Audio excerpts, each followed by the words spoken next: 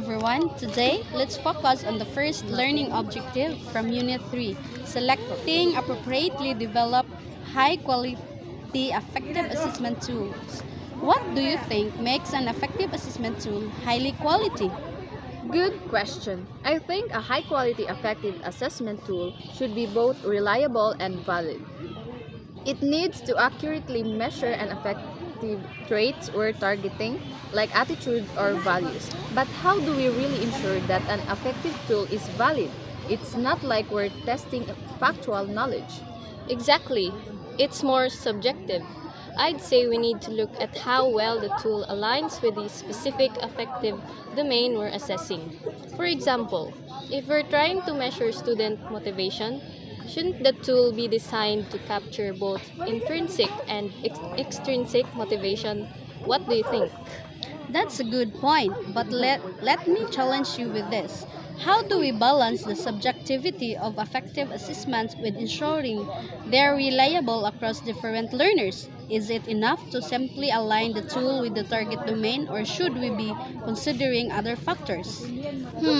I think reliability in effective assessment might come from consistency in how the tool is used. For example, using the same tool across different situations or groups of learners should yield similar results if the tool is reliable. But how do we ensure consistency when emotions and attitudes vary so much between learners? That's tricky. Maybe part of ensuring consistency is providing clear criteria for how we interpret results. Take self reflection tools, for instance. If students are journaling about their attitudes of self concept, shouldn't we be clear about what we're looking for? What if two students interpret the questions differently? How do we deal with that? Great question. That brings us back to the importance of tool development. High quality tools should come with rubrics or guidelines that standardize interpretation. But here's another question. Should effective tools be adaptable to the learner, or should they always stay the same to maintain objectivity? I think adaptability is key, especially when dealing with affective traits. A tool should be able to reflect individual differences, like a student's unique values or motivation. But at the same time, we need a course structure to ensure fairness. How do we strike that balance? Maybe the key is in selecting tools that are flexible in content but consistent in format. Like we can adjust the prompts to be more relevant to the student's interest but keep the criteria for evaluation the same. What about when you're assessing creativity? Should the tools for that be more flexible compared to, say, assessing values?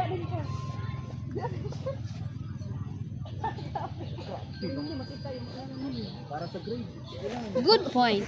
Assessing creativity might require more open ended tools like project based assessment or reflective portfolios because it's hard to standardize.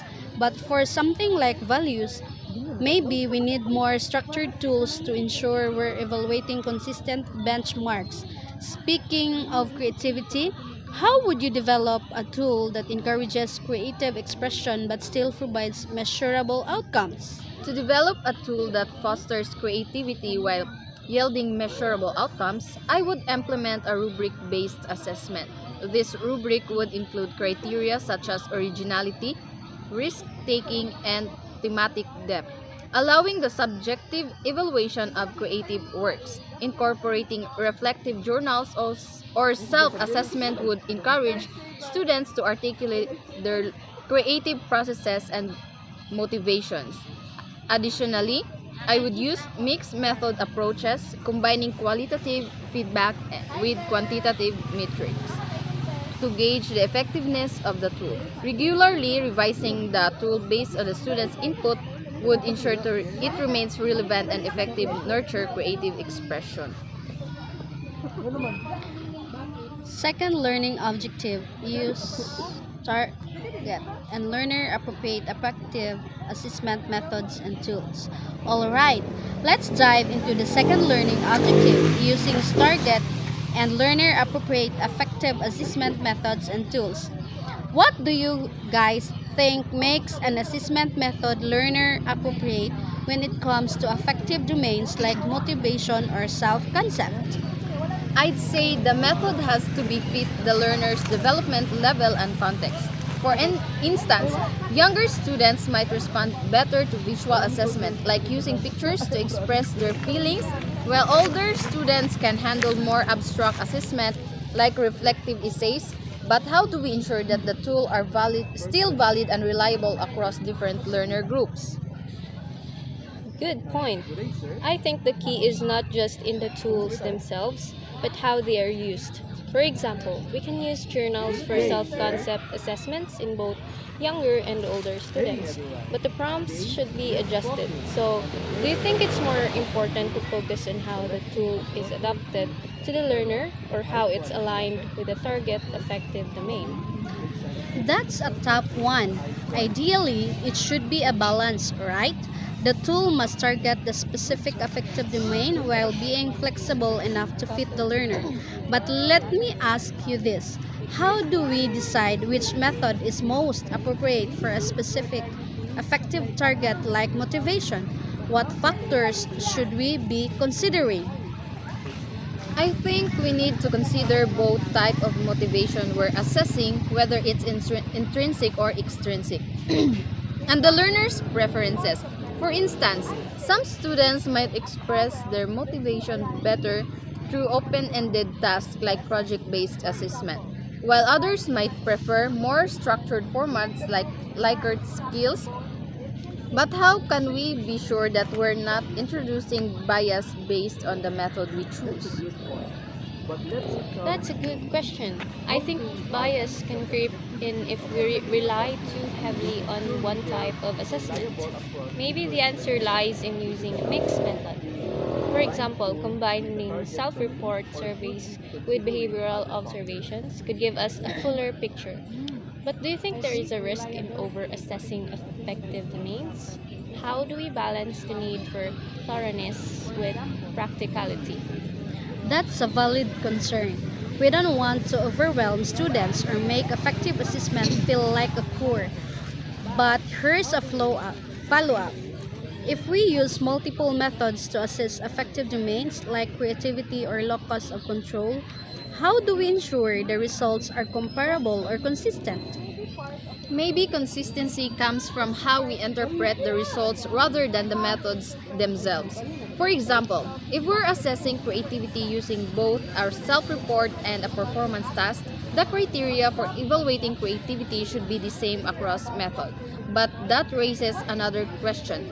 Should we always aim for consistency, or should effective assessment be more flexible to account for individual differences? That brings us back to the important control development. High quality I think flexibility is key in effective assessment, especially because emotions, motivations, and values are so personal. But at the same time, we need a framework to ensure fairness. Speaking of flexibility, how do we design or select tools that can adapt to diverse learners without compromising their effectiveness? That's a great question. Maybe the answer lies in universal design principles, tools that are inherently adaptable to different learning styles.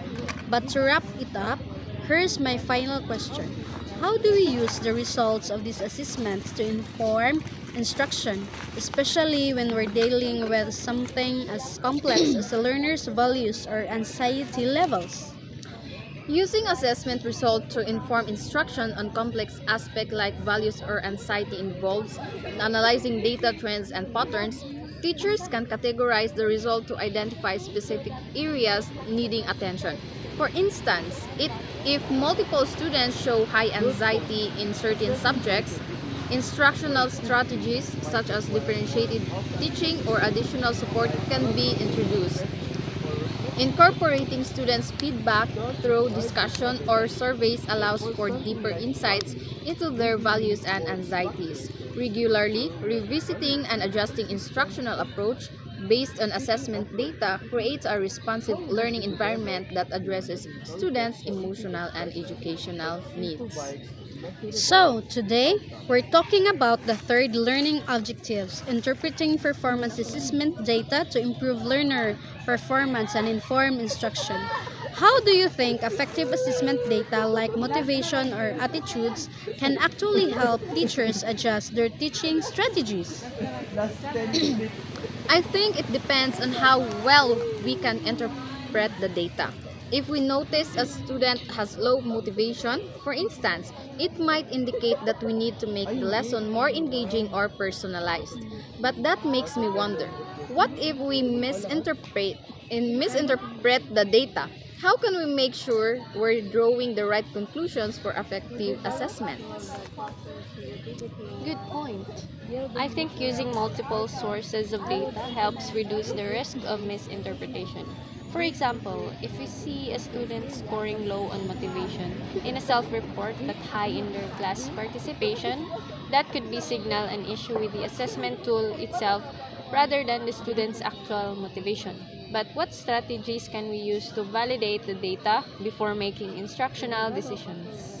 That's a great question. I'd say cross-referencing the result with observations and even feedback from the student might help. But it makes me think, once we interpret the data, how do we decide which instructional strategies will best address issues like low self-efficacy or high anxiety? Should we rely on standard interventions and tailor them to each student? Tailoring is the key. I think not every student with low self-efficacy needs the same approach. Some might benefit from more positive reinforcement, while others might need opportunities for success through smaller, more manageable tasks. But here's something I've been thinking about. How do we balance data-driven decisions with our intuition as teachers? Can too much reliance on data undermine the teacher's personal judgment? That's a tricky balance. Data can definitely guide us, but I think we still need to trust our professional instincts. For instance, if the data says a student has low creativity, but in class they show a lot of out of the box thinking, that's something we need to consider. But it brings up another question. How do we handle data that seems inconsistent or doesn't align with what we observe? Maybe that's where the idea of triangulation comes in, using multiple data points to get a clear picture. If the data from an effective survey doesn't match what we see in the classroom, we might need to revisit the assessment tool itself or even check for external factors influencing the student's performance. But what if the data is accurate and we're seeing real issues like a lack of motivation across different areas? How can we prioritize what to address first? Prioritizing would depend on which factors are affecting learning the most. If a lack of motivation is Sige, continue lang. Hindi, may palitan na si sir. Kamusta? Sige, sige. Balik ka na po. Prioritizing would depend on which factors are affecting the learning the most. If a lack of motivation is leading to poor academic performance, that should probably take precedence. But here's a question for you. Once we interpret the data and decide on an intervention, how can we measure whether our adjustment can actually improve learners' outcome? That's a great question. We need to have follow-up assessments, both effective and cognitive, to see if there's progress. For example, after adjusting our teaching methods to boost motivation, we could look at improvements in both the students' self-reported motivation and their academic performance. But what do you think? How do we avoid just treating the symptoms like low motivation instead of addressing the root cause? That's important. It's easy to focus on boosting motivation with incentives, but we need to dig deeper into why the students lack motivation in the first place. Is it the subject matter, their learning environment, or maybe even external factors like family issues? Understanding the root cause requires more than just looking at the numbers. It's about understanding the whole students. So, final question. How do we ensure that we're using assessment data not just to react, but to create a long-term plan for improving both effective and academic performance? To use assessment data for long-term improvement in both affective and academic performance, it's essential to establish clear goals aligned with identified areas for growth. Teachers should analyze trends over time rather than reacting to isolated data points. Developing a comprehensive action plan that includes intervention, regularly monitoring, and reflection session allows for continuous adjustment based on effectiveness. Collaborating with colleagues to share strategies and insights can enhance the approach. Additionally, involving students in the goal setting process foster ownership and engagement, ensuring that improvements are meaningful and sustained throughout their learning journey. That's all.